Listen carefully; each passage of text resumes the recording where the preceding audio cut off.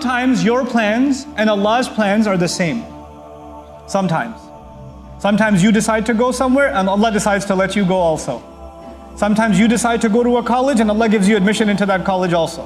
You decide to graduate early and Allah lets you graduate early also. So things go according to your plan. All that means is your plan and Allah's plan was the same for that one thing.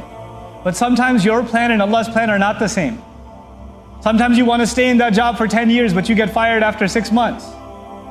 Sometimes you apply to this school and you had the best application but you still didn't get in, and people with a worse application than you got in. It happens. Sometimes your plans and Allah's plans are not the same. These ayat are recognizing that not everything will go according to my plan. I will still have to make a plan. I will still have to put in the effort. But at the end of the day, it is Allah who will decide whether this plan will come through or not. This is وَذْكُرْ رَبَّكَ إِذَا نَسِيتَ.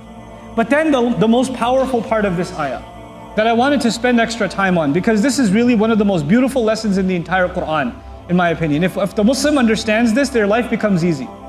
وَقُلْ عَسَىٰ أَن يَهْدِيَنِي رَبِّي لِأَقْرَبَ مِنْ هَذَا رَشَدًا. These words are a dua. And more than a dua, they are a statement of optimism. Let's introduce it that way. This, you're thinking about the future just because of the use of the word asa, which is harfu taraji in the Arabic language, a word or a fi'lu taraji, a verb used to express hope. Allah is teaching us in this ayah that the Muslim has to have hope in the future.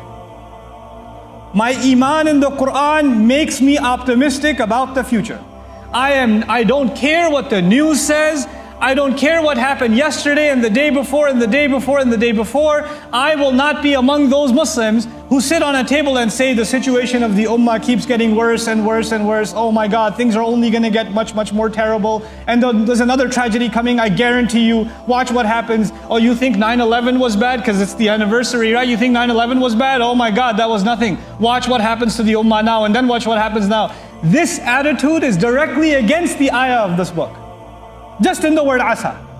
You're supposed to be full of optimism and hope that Allah will make things better for you, for the people around you, for humanity. You're supposed to have that attitude. And then he says that what should you say about your own future? Asa an yahdiyani rabbi. Perhaps my master will guide me. He'll give me guidance. What is the most optimistic thing you can have in your future? Everybody wants a better job, or better financial situation, or a better family situation, a better health situation. We want all of these things, but you know what? The most fundamental thing you and I need, more essential than the oxygen that we're breathing, is Allah's guidance. So once you have that, everything else will work out. When you don't have that, you can have everything else and you have nothing.